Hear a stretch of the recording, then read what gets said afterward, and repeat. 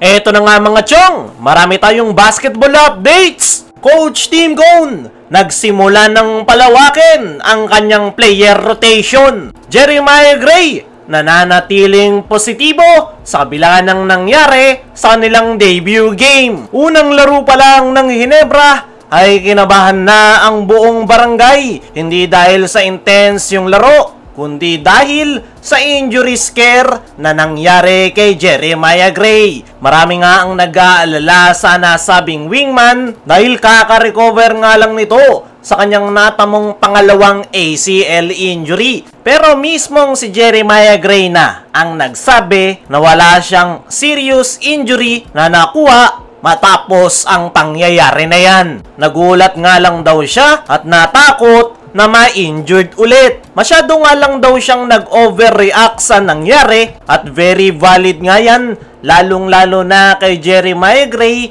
kung saan dalawang ACL injury na yung kanyang pinagdaanan. Panigurado nandoon yung takot at trauma ni Gray na muling ma-injury, kaya naman ganun na lang yung kanyang naging reaction. Nung tanungin etong si Jeremiah Gray kung kinakailangan bang i-MRI yung kanyang tuhod, ay mukhang hindi na nga raw kinakailangan. Wala na nga raw advice na sinabi sa kanya yung medical staff ng Ginebra, kundi magpahinga lang. Nabanggit rin ni Jeremiah Gray na hindi ito yung unang beses na natweak niya yung kanyang injury, na maganga lang daw ng ilang araw pagtapos ay okay na siya ulit. Pero para makasiguro ay bago umuwi etong si Jeremiah Gray matapos ang laro, ay nag-undergo nga ito ng ilang mga exercises sa kanilang locker room. Naglakad-lakad nga raw siya para i-check, pero okay raw ang lahat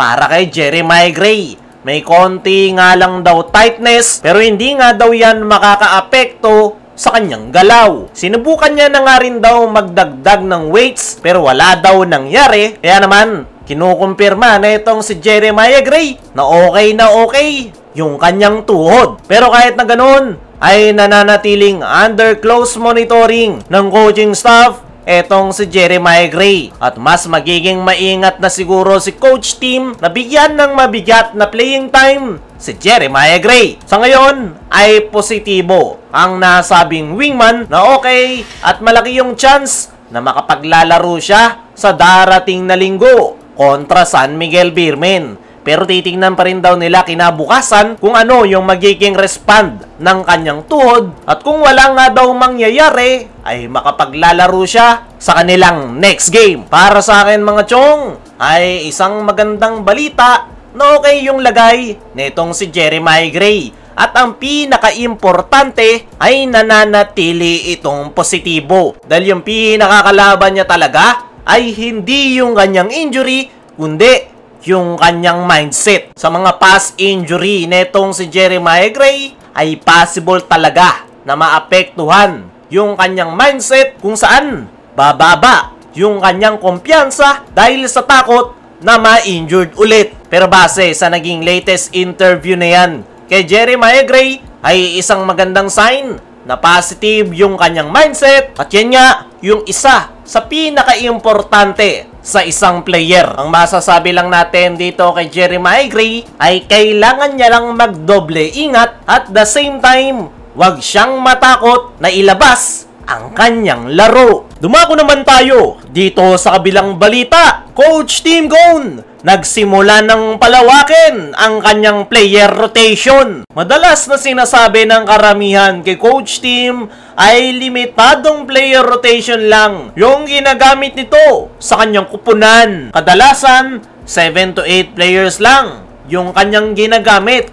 Pero sa naging debut game nga ng Ginebra kagabi kontra Terra Firma ay lahat ng kanyang players ay kanyang ginamit, maliban na lang kay Jamie Malonzo at L.A. Tenorio na parehong late na dumating sa kanilang preparation ngayong All-Filipino. At ayon nga mismo kay Coach Tim sa naging press con interview ay ngayong walang mga imports ay talagang kinakailangan daw nila na gumamit ng more player rotation. At isang malaking advantage nga daw yan para sa kanyang kupunan dahil marami nga daw siyang mahuhugot na players sa bench. Kaya naman, gusto nga raw ni Coach Tim na gamitin ang lahat ng kanyang mga players ngayong All-Filipino at nagsimula na yan kontra Terra Firma.